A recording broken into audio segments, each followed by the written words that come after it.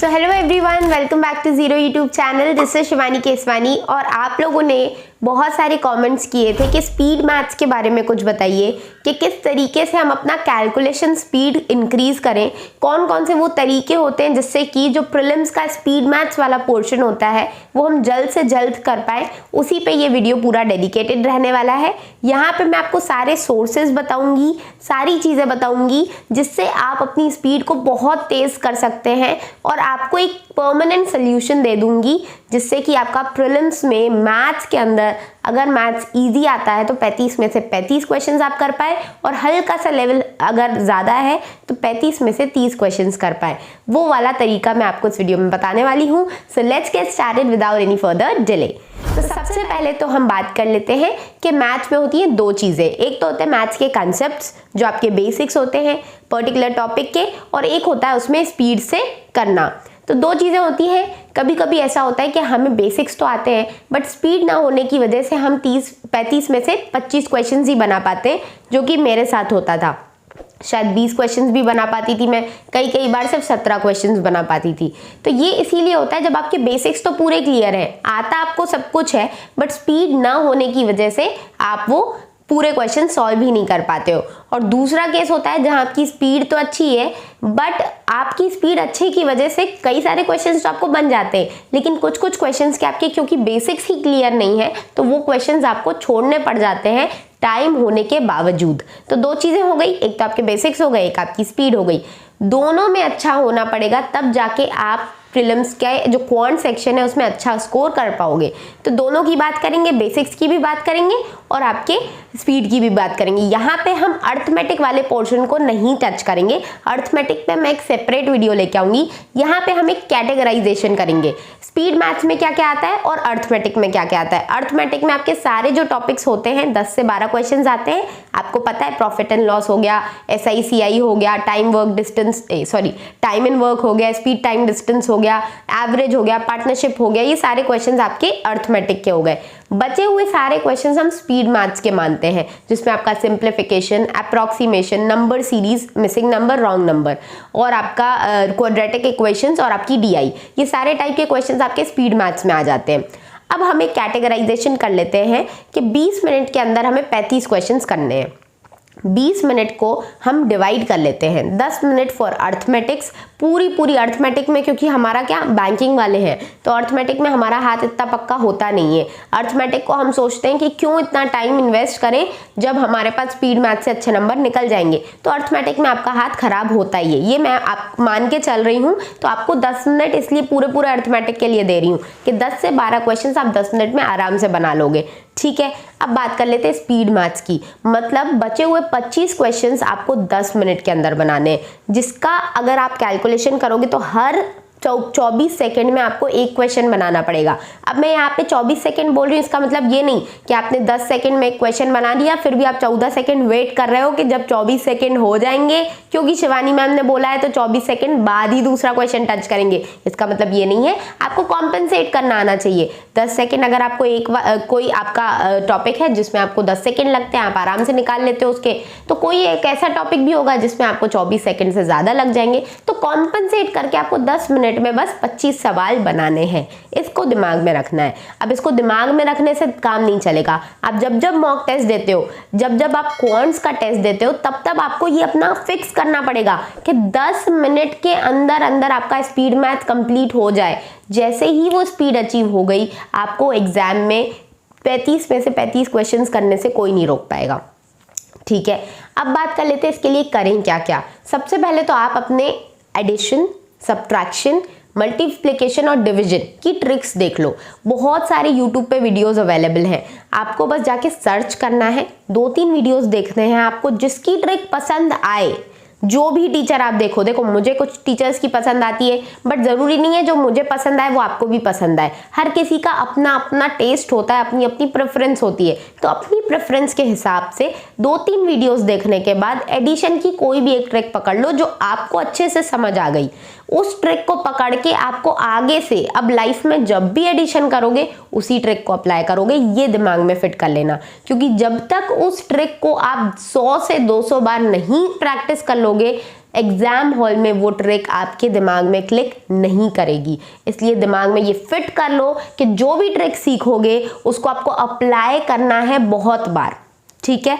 मैंने क्योंकि ये सारी चीजें मैं करके रख चुकी हूँ इसलिए आपको बता रही हूँ। मैं क्या करती थी, ट्रिक वाले वीडियोस देख लिए मैंने, बढ़िया बढ़िया ट्रिक्स आ गई, ठीक है। उस वीडियो को देखने के बाद मेरे सॉल्यूशंस भी जल्दी जल्दी आने लग गए, लेकिन उसको बार बार करके ना देखने की वजह से एग्जाम हॉल में वो ट्रिक आ ही नहीं रही दिमाग में। पता ही नहीं चल रहा कि यार मैंने कौन सी ट्रिक देखी थी, कुछ दिमाग में आ ही नहीं रहा, क्लिक ही नहीं कर रहा। फिर वही जो अपना बेसिक मेथड है उसी से मैं एडिशन कर रही हूँ, उसी से सब्ट्रैक्शन कर रही हूँ, जिसकी वजह से टाइम ज़्यादा लग रहा है, और टाइम ज़्यादा लग रहा है तो 35 में से 35 क्वेश्चन बन ही नहीं पा रहे, ठीक। तो फिर मैंने क्या करना, मैंने आपको क्या तरीका बताया कि उस ट्रिक को पकड़ के उसको बहुत प्रैक्टिस करना है। आगे से आप जो एडिशन करोगे उसी ट्रिक से करोगे। फिर सब्ट्रैक्शन का देख लिया, फिर मल्टीप्लिकेशन का देख लिया, ऐसे ही डिवीजन का देख लिया, सबके ट्रिक्स देख लिए। अब क्वेश्चंस कहाँ से मिलेंगे भाई, एडिशन सब्ट्रैक्शन ये सारे क्वेश्चंस कहाँ पे मिलते हैं, तो आप इसके लिए प्ले स्टोर पे जाओ, कोई भी एक गेम्स वाला ऐप कर लो, जो मैथ गेम्स होती हैं जिसमें बहुत सारे आपको कैलकुलेशंस का मिल जाता है। मेरे पास भी हैं एक दो ऐप्स। मैं क्या करती हूँ, जब भी फ्री रहती हूँ या घूमते फिरते कभी भी, जब मेरा पढ़ने का मन कर ही नहीं रहा है, तब मैं वो ऐप खोल लेती हूँ और एडिशन सब्ट्रैक्शन के सबके आ जाते हैं। उसमें ग्रेड भी आ जाता है कि आपको कौन सी क्लास के क्वेश्चंस करने सॉल्व, वो आप सिलेक्ट कर लो। 3rd class, 4th class, 5th class, आपने 2 डिजिट वाले कर लिए, 3 डिजिट, 4 डिजिट, इस तरीके से आप सारे टाइप के क्वेश्चन सॉल्व करते जाओ उसमें, ठीक है, उसी ट्रिक से जो आपने सीखी है।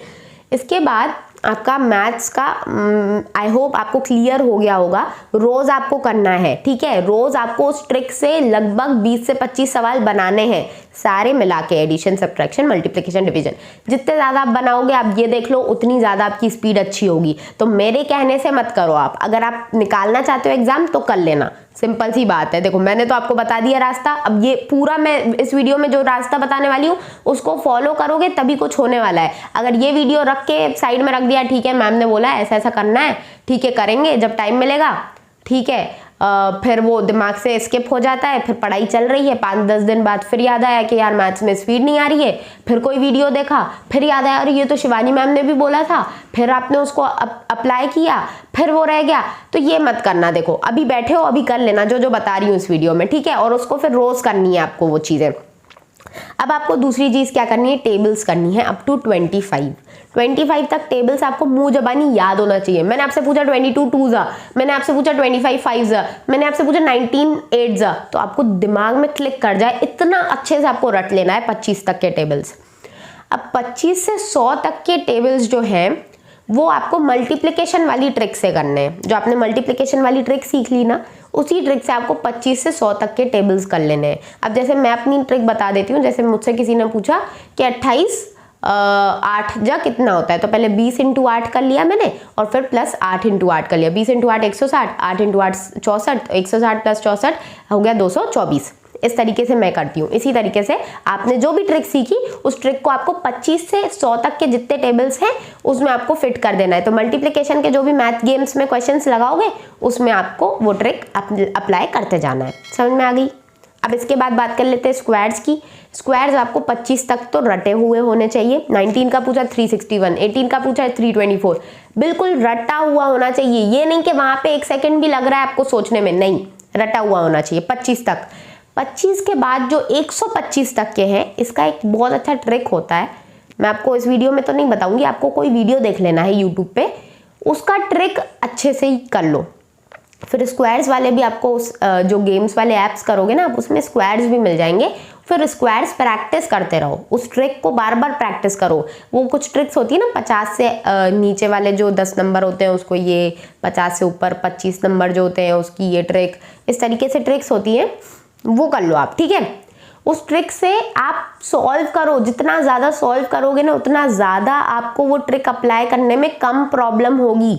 ये चीज़ दिमाग में बिठा लो। सॉल्व नहीं करोगे ना, प्रैक्टिस नहीं करोगे ना, तो कुछ नहीं होने वाला है, ठीक है। कड़वी बात है पर सच्ची है।